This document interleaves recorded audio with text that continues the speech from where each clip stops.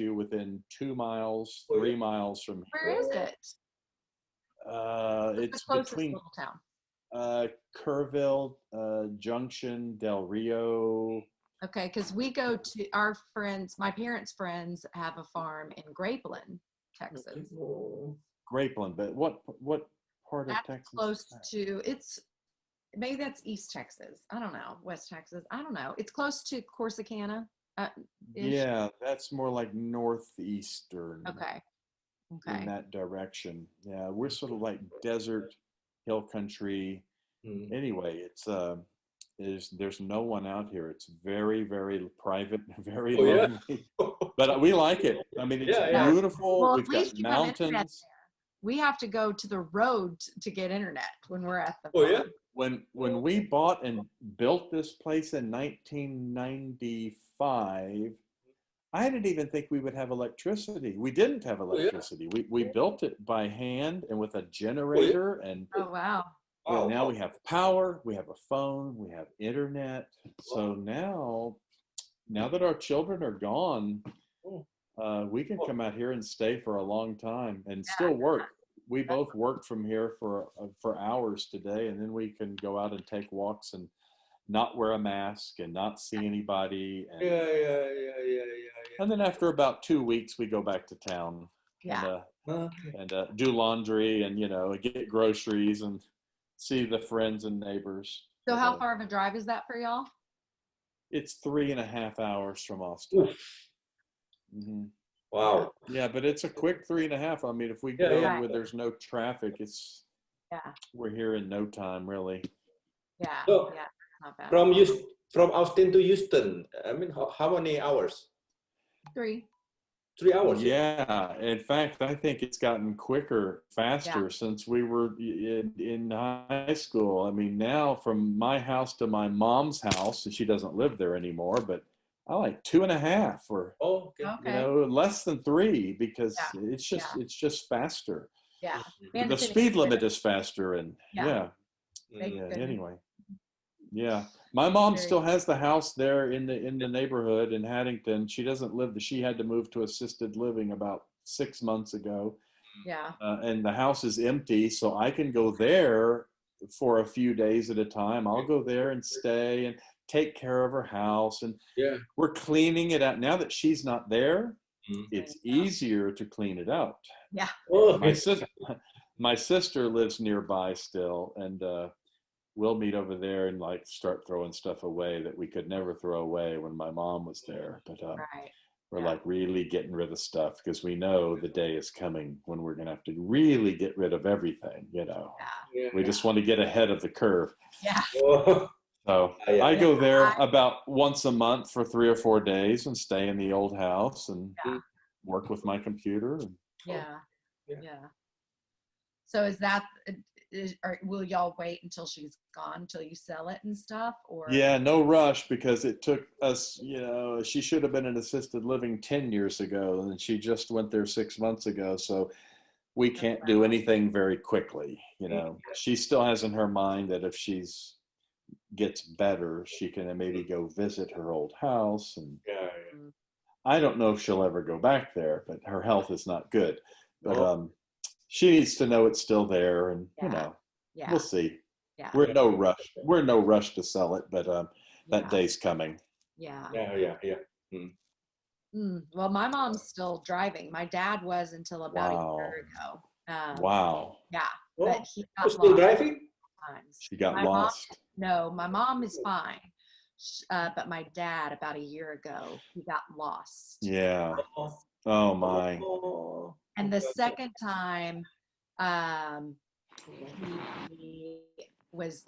mom had made a casserole for one of their friends, and so he took it over. It's a friend that he's been over their house a lot of times, but there was a lot of construction on Whitty, and so we had to go like a different way.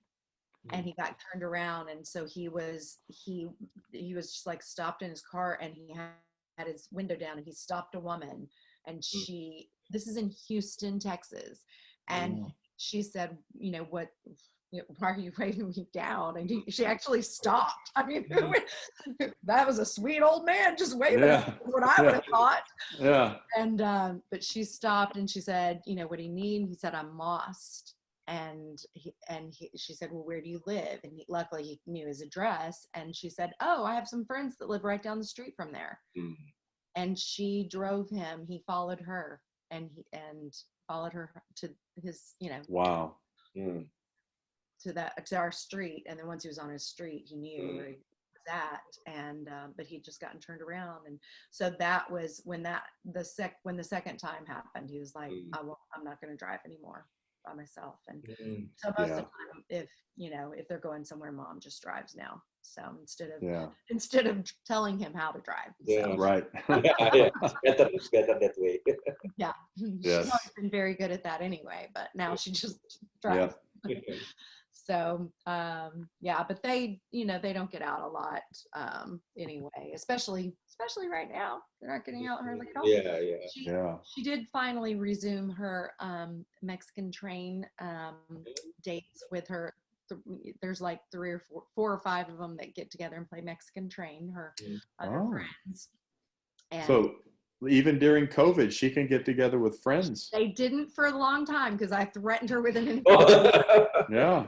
And then I guess like in June, they were like, we're doing it. We're not, none of us are going anywhere anyway. We're going to get together and play dominoes.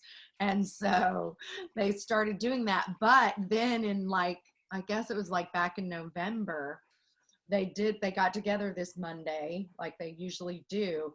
And then later that afternoon, one of them, her sister, got COVID, and she had just been with her that Saturday. So they were all kind of on pins and needles for a couple of weeks. Nobody else got it. And so now they're back to getting together again. Okay. So I'm like, how do you tell an 82-year-old what to do? What about vaccinations for? She's not real anxious to do that yet. Oh, really? Okay. My mom has gotten both shots so far. So just like 3 days ago, she got her second shot. You know what? I will be so happy to tell my mom that Mrs. Lungwitz got both shots. Didn't have any problems. Because I've told her. Good We're only example. hearing about the reactions, Mom, but the percentage of reaction is very small. Yeah. I would definitely get the shot. I'll get the shot for the vaccinations whenever it's my turn. I don't think it's my turn. Right. But so anyway, so that's good that your mom's already gotten them both. Yeah, it's because she's in assisted living. They just arranged it, and they came around, and we got an email that she got her second shot, and I called her. Hey, I heard you got your second shot. Yeah. She said, did I? Did I? I said, look on your arm. You should have gotten it today. I did. I did. There's a Band-Aid there. I did get my second shot. Oh, yes. Good deal. Wow. And she's a sharp woman. She doesn't miss a beat, but lately she's missing. Yeah, she may have lost her fastball. Yeah, but, I think my dad is like, there was another time where this has been a few months back, but I could tell a difference. I was there. I went like luckily in February because I had a wedding in Dallas, so I went ahead of time to visit them, and then I could tell a little bit of a difference then, and just that was pretty soon after he had just had the 2 instances where he had not known where he was going. And then I went in November. I had a friend who was getting married in Tulsa in November. So I was like, well, I'll come visit my parents before. and Molly and the kids came, their great grandkids came too. So they were, because I called my mom and I was like, okay, we'll all come, but we will have all just been on a plane. Are y'all comfortable with that? Yes, come. So I was like, okay. So me and Molly and then the 2 grandkids, we all went to visit them. And luckily the grandkids see my parents enough that they immediately felt comfortable and gave them hugs and everything, which made my parents so happy. It was so worth it. Yeah. And I could definitely tell that my dad had slipped. And even like when we were walking, he was just more hunched over. And I'm like, Dad, you got to pull it's like, man, I'm like pulling my shoulders back. Yeah. You really see that. You really see that starting to happen. Yeah. And you just want to say, come on, get it back there. We're gonna sit like this all the time. Yeah. But it's and just he like a month or two before that, there had been a time where my mom had asked him if he wanted her to fix him something for dinner, and he was like, no, I just had a snack not too long ago. And she was like, okay. He's like, I'm not hungry right now. She was like, okay. And then like an hour later, he came in there and he was like, are you not going to fix us any dinner? And she was like, excuse me, I offered and you didn't. And he was like, and luckily she said he was like, oh, okay, well, maybe you're right, but I don't remember it and I'm sorry. And so anyway, but yeah, so a few things like that, but overall not too bad. So I could see him having to look to see if maybe he had gotten a shot or not. Yeah, as long as our parents is happy, yeah. Yes, exactly. They're happy, yeah, because sometimes he's more active than my mom. Yeah.